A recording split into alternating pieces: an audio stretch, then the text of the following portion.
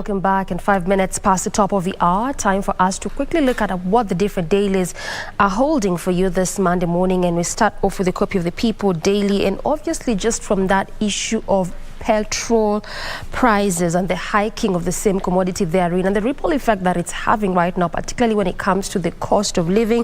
This is what this daily is holding for you. Just indicates the data from the Kenya Economic Update 2022 now shows that between November 2021 and March 2022, households that said they were unable to access staple food were 36%. That is just in between these two times. It also, just going by this particular report, indicates that what is currently happening is that now traders, going by the kind of circumstance that we find ourselves in, have been forced to increase the food prices of various commodities. This is just to cater for the transport cost. And again, this has to be inflicted on you and I who are really buying this commodity. So then what does this mean even as we go forward? Might this just be that time whereby we need to explore other sources of energy? So even as we have this particular article this morning, these are also some of those issues that we'll be interrogating this morning on the interactive segment, particularly as we talk about renewable sources of energy.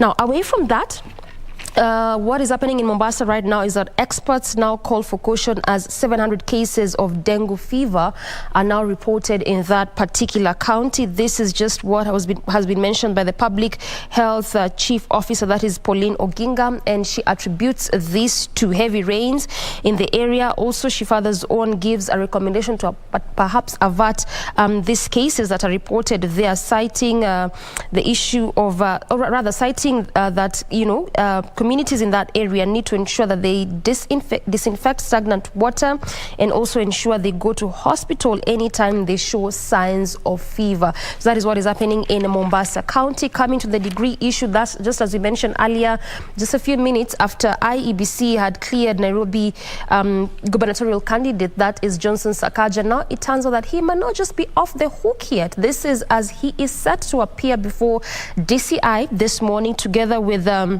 various leaders, including Mithika Linturi, Machakos gubernatorial aspirant, that is Wavinya Ndeti, who have just been summoned by DCI to try and investigate, also to be grilled over the reports that they are in possession of forged certificates. So much as they were cleared, it just turns out that they are not off the hook yet. Also, lastly, looking at what is currently happening on our roads. This is in respect to the Green Park terminus. It was to be opened by May 24th, but that didn't happen, following public service vehicle operators just requesting the NMS to hold that a bit. They had cited various issues concerning where they will be peaking passengers, and also the issue whereby passengers wanted to just be looked into in respect to the kind of distance they'll be walking from the terminus to their various destinations. So now, as it turns out, NMS is set to conduct another test run, and this is supposed to be the fourth one, because last year 3 test runs were conducted. So this is set to be the fourth one to just ascertain and see how they're going to look into these issues again. They haven't quite put a specific date as to when it will be open, but what it turns out is that 2 various test runs will be conducted again on that particular terminus to look into the issues and again come up with a possible date on when the terminus would be opened. Ray. With a copy of the Standard this morning being June 20th and 49 days to the August polls, the scribes here have opted to go with matters of politics continuing taking center stage, with the main read being why Uhuru is staying away from campaigns. If I can take you back to a few months when the president endorsed the presidency, or rather Raila Odinga there seeking to be the president in the August 9th polls, he has been in a subtle kind of setup trying to hold back him drumming up support for his preferred presidential candidate. Now, in this particular article, hands off as President Kenyatta takes a firm stand on politics, and recent public engagements show he's holding back from the campaigns and endorsements, like yesterday when he met the Akurino, whose platform he previously used to attack his deputy. Further details are going to be rather fleshed out in this particular article. And now, while that was happening there in Kasarani, Jacaranda was not so, calm, so to speak, in as far as Kenya Kwanza politics are concerned, where Ruto party now has written to the poll agency over the Jacaranda chaos. UDA asked the Electoral Commission to summon Inspector General of Police Hilary Mutyambai over what it termed as abuse of National Police Service by the Azimio coalition. Remember, I have just read quote in quote as it appears in this particular issue of the paper. Also, on matters of national importance, we have an opinion, so to speak, of former Chief Justice, who maintains that status quo remains no matter who wins the polls. I'm talking about former Chief Justice saying there that citizens there will not see change after this year's election. And in case you're wondering who this is none other than former Chief Justice William Mutunga there. And details are fleshed out for you here. And a quick warning from the clergy, and this is from the Catholic Church, who went further yesterday to say that Kenyans, or rather warn Kenyans, that is you and I, not to complain about poor services should we vote in corrupt and immoral people in the forthcoming election. So that is from the pulpit, and a stand warning there to Kenyans that includes you and I. On also human interest, so to speak, the life of the foreign lover boy opening up money taps for Kenyan girls. Remember that tycoon who's been flagged, or rather his financial operations are being flagged for money laundering and such? Well, in case you want to know how he has lived his life up until that time when those accounts were brought into the limelight, well, this is an article that you need to read. Well, that's just about a sneak peek of what we have on the front page of this particular daily, with the back page focusing on what is going to be happening over the weekend. And we're talking about the WRC Safari Rally Kenya, where our very own Pauline Shegu is going to be participating in from the 23rd of this month. Victor. All right, I've got two local dailies here. Let me start with the Daily Nation. Making of a Titanic battle. We have got the IBC yesterday gave embattled Nairobi Senator Johnson Sakaja a lifeline after it dismissed all petitions against his candidacy for the Nairobi governor's seat, setting the stage for a bruising battle for control of the country's richest county and seat of power, but also making a mockery of ongoing investigations into the validity of his Ugandan degree certificate. That is a story that has been making headlines for the past 1 week, with only 49 days to go. Also cleared, that is Taita Taveta Governor Granton Samboja, Machakos Wiper candidate Wavinya Ndeti. We also have former Kitui Governor Julius Malombe, but one gentleman who suffered a setback there is Kiambu Senator aspirant Karungu Thangwa. That is what's on the front page of the Daily Nation. Ruto's city rally marred by violence as Uhuru and Raila, who are Corino faithful. That was happening yesterday. Let me give you a brief. That where the president was meeting a Corino faithful to mark 100 years since it was started in Kenya in 1922. And during that process, President Kenyatta donated 100 million shillings in treats to the church, including a 5-acre piece of land in Naivasha. He also donated 10 million shillings to support the church's operations and 1 million shillings for the church to purchase books and magazines detailing its history. A total of 111 million. Chaos stone throwing marred DP Ruto's Jacaranda rally. During the process, Embakasi East parliamentary candidate on a UDA ticket Francis Muriithi suffered injuries after he was stoned by the rowdy mob there. But police were moved in pretty fast to create a buffer zone between the two warring factions. And quickly, game on as Sakaja Wavinya Malombe get IBC nod to vie. Mike Sonko, who wants to vie for the Mombasa governor seat, will however know his fate today. And there is a message from the bishops here. Bishops hit out at quote-unquote unethical leaders. Catholic clerics urged Kenyans to stand up against politicians supporting abortion and drug abuse.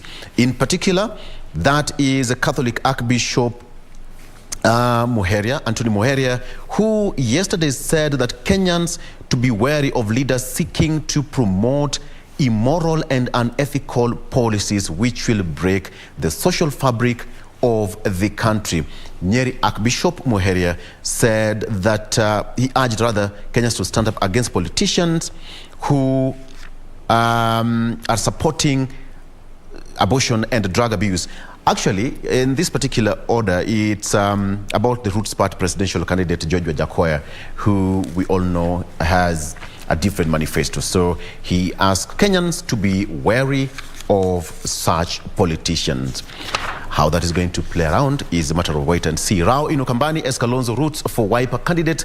It said that allies of Azimio la Umoja, One Kenya Coalition Party presidential candidate Raila Odinga in Ukambani yesterday told off Wiper leader Kalonzo Musyoka for suggesting that voters should elect only Wiper candidates in the August 9th elections. But I don't think there's any problem there. Even Honorable Raila Odinga said that there's some areas that should vote 6-piece. So, yes, that is as far as Daily Nation is concerned. Let me toss it over to you, Doreen, then I'll come back later on with the Star newspaper. Doreen.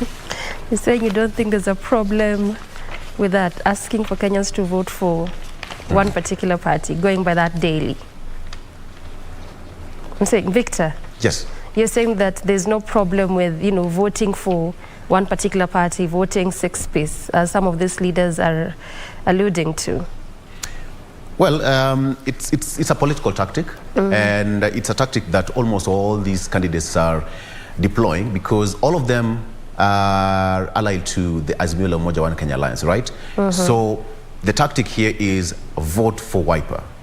When you vote for Wiper, what happens? You're still voting for Azimio. Yeah. And if you ask me, Wiper enjoys a big support mostly in the Ukambani region. If you've witnessed, Wiper leader Kalonzo Musyoka has actually campaigned in Ukambani ever since he joined Azimio la Umoja.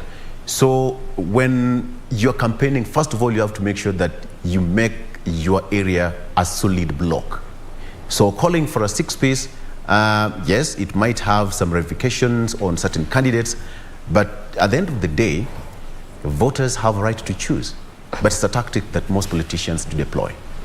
Yes. You see someone say that no one wants to be a toothless president. Yes, you're in power, but you must have foot soldiers. Oh yes, even Right. let's talk about this. The voting in a particular block, voting in 6-piece. I was just looking at this article whereby John Badi now says that he's actually dismissing that issue of voting 6-piece, and this is what he says: reject 6-piece vote. This is what he is insisting. Again, just remember what you've said, citing that Kenyans have a right to decide on who they really want to vote. But again, as you've mentioned, it is a party strategy. So at the end of the day, it remains to be you and I to decide who we really want to put on, or who we really want to elect for the various positions. Now, away from that, you talked about what clerics are saying in respect to various political leaders, and also they've thrown it to Wajakoya again, and this is particularly because of his pronouncement when it comes to legalizing bang if elected. And so the section of Now Church leaders have appealed to Kenyans not to vote for this particular presidential candidate because of that. They have also cited the fact that this actually, the clerics, this is under the umbrella of Federation of Evangelical and Indigenous Christian Churches in Kenya. They say that Wajakoya's campaign promises are not only contrary to Christian values and ethics, but also disregard the rules of civilized society. So they say, don't vote for this particular presidential candidate. Whatever he is promising and whatever his policies are contravene the Christian values, and it's not in good taste. Now, just before I throw it to Ray, I want us to quickly look at what NMS is now doing. And again, yes, I mentioned it earlier, but this is just basically what is happening in respect to this terminus. So now, as it turns out, is that NMS had initially announced that only 3 matatus per sacco would be allowed to access the terminal at a given time. Remember that for various particular routes, there are various saccos. And this is what the public service vehicle operators were actually questioning and were against, because what this simply means is that this particular matatus would only be dropping, because if you are only allowing 3 of them at a particular time, then what happens to the remaining of this matatu saccos? Where will they be as these other ones are dropping? So that again was in a way not allowing them to be picking, but only just dropping passengers. So there was that one issue. And then the other issue was the distance in which passengers will be walking. But in essence, if someone is coming from areas of Ngong Road, because this is the terminus, the Green Park terminus will be used for areas such as that, and they're going to areas of Thika Road, so to speak, then that means they have to be walking from Green Park terminus to Fig Tree, because again, Fig Tree is supposed to be a terminus in itself. So this is also one of the things that they were questioning, and now this is what also prompted NMS to postpone the commissioning of this terminus, as it had been slated to happen in May. They pushed it further to a date that they haven't quite mentioned, as they try to conduct other tests to see how they are going to address and deal with the issues that have been raised by passengers as well as public service vehicle operators. Ray. Now let's take a different turn here and we look at matters social, so to speak. And this is inside the life of wealthy lover boy opening taps for Kenyan women. And just but a sneak peek into what I am talking about is that by the time the Asset Recovery Agency slammed the brakes of his gifts, Mark DeMazel had gifted 3 Kenyan women and one man an upward of 600 million shillings. Yes, you had that correct. In the various court cases filed to freeze the gifts, ARA argued that the beneficiaries were part of a complex international money laundering syndicate, and that Mazel was using the Kenyans to clean after himself. Now, he landed in Kenya around 2017 and got entangled in love relationships with several Kenyan girls, among them Felsta Njoroge Nyamathira, Tebi Kago, and Sarah Kamanda, each whom he went on to have a child with.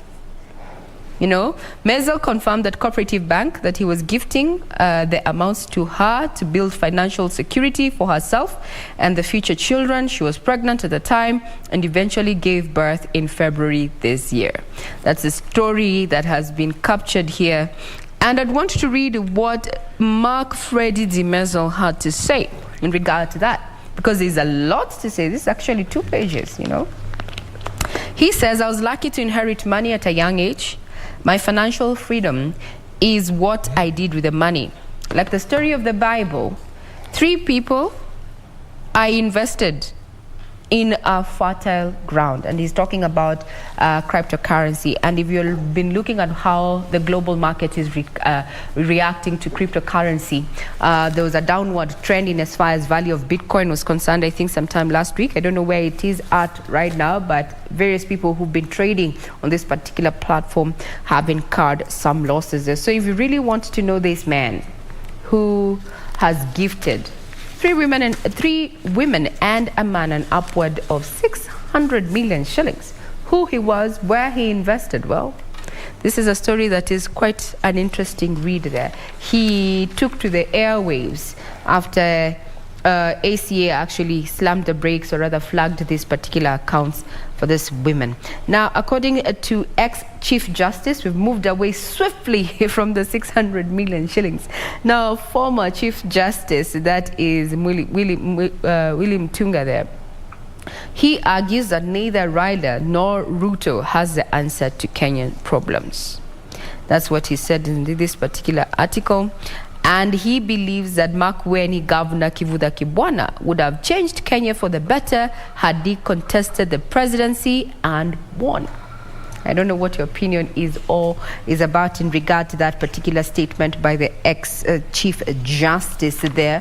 Remember, we welcome your feedback and we are open to that feedback. You can get us on Twitter on KBC Channel 1 there. Thank you for streaming, those who are streaming, and telling us where you're watching this particular broadcast from.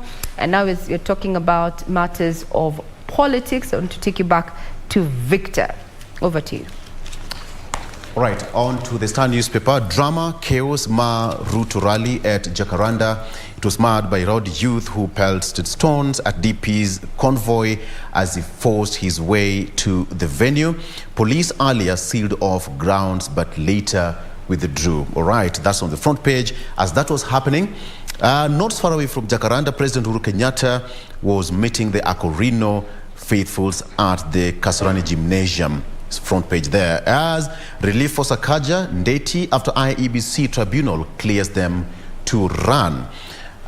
Soldier in Agnes Wanjiru murder still walking free. Let me give you that story briefly. This is a story that happened years ago. Investigations into the stabbing and killing of a woman in Nanyuki by a British soldier in 2012 have not progressed. A report by London-based newspaper The Sunday Times has shown. The suspect in the case has yet to be arrested or questioned by the authorities. Agnes Wanjiru, 21, was last seen entertaining a British soldier based in Nanyuki town before going missing for 3 months. And later on, her decomposing body was found in a septic tank of a social joint. You know, one interesting bit of this story is that the same newspaper is the same newspaper that broke the story about this issue. And now, the Sunday Times is the same newspaper reporting that the soldier is still walking free. Quite interesting. Woman dies after truck runs over her as she tries to pick fallen phone and purse. That's a case of double tragedy there.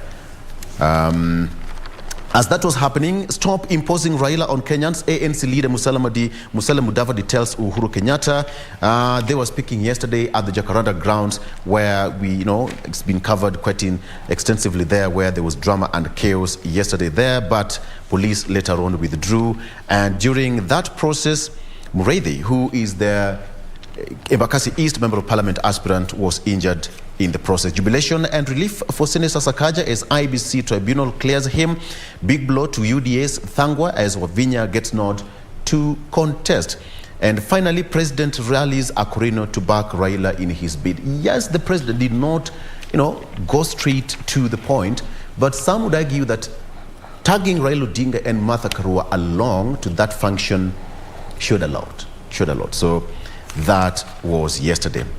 And finally, bye-bye Sirikoi. Majestic, iconic Nairobi Park lion dies, age 8. It said that the big cat, loved by visitors, could alone bring down the huge game like giraffes and buffaloes. For the game lovers, it's a big blow. And to the wildlife lovers as well, this will also go down the history that, yes, history has fallen. I don't know what you think about it, Doreen, because we also had an issue during the construction of the SGR where people, the environmentalists were against the construction of the SGR. You remember that issue? Yeah. Why? Because of the kind of effects it has to our environment. Exactly. And also, we've also had such kind of issues, particularly when you have people encroaching to some of these spaces. Now we're seeing animals coming to the habitats of human beings, and you're asking, what is the problem? It's because you're encroaching in their spaces. You build most of these roads in their spaces, they will come to you. You build the SGR in their spaces, they will come to you. So, yeah. All right. I was tempted to ask Regina the economic effect of just losing one lion to the economy and even to the visitors visiting the park. It might seem so small, but economically huge. Right, well, if you see what the KWS has already done to Sirikoi there, they have immortalized the life of this lion. So if you have been doing the Nairobi National Park and you came across this particular lion, you'll see it in the emblem, you'll see it in its branding. So to just try and remember, especially if you grew up in the 80s, and I'm speaking to those people who, those outings involved going to the orphanage, you'll remember there was a chimpanzee named Sebastian. And even now we have a hotel within that particular park that was given that particular name. We grew up knowing that if you go to the orphanage, that you're going to see Sebastian down there in his place, you know, entertaining and living with his family and such. And that was a brand that they could build on. The same way, if you enjoy watching National Geographic, so to speak, you'll be, you might have seen a film about Nok and his sons. You know, this is a team of pride of lions that are within the Governor's Square. A pride of around 33 lions and 33 lions, led by three, and these are actually brothers. And when Scarface, actually they called him, referred to that, but one lion there, Scarface, passed on, they had to really immortalize this particular lion, because visitors have a way of getting attached to animals, especially those who are keen onto documentaries or just enjoy some wildlife. Well, so you can bet anyone who had gone to see Sirikol and they liked what they saw, you know, will always be coming back to look at the films that have already been recorded and the branding material and such. So actually, it is of economic loss, just as it was of economic value. So what KWS would actually do at this point is to try and either come up with merchandise that immortalizes this particular lion, especially to wildlife lovers, and I think it would be a good sale. Sebastian is still running, isn't it, as a hotel within the park, so we can look at it as a monetary point of view. But yes, it's a great loss, especially to animal lovers. Everything is money. I like the way you put it. All right. Ladies, let's take a break.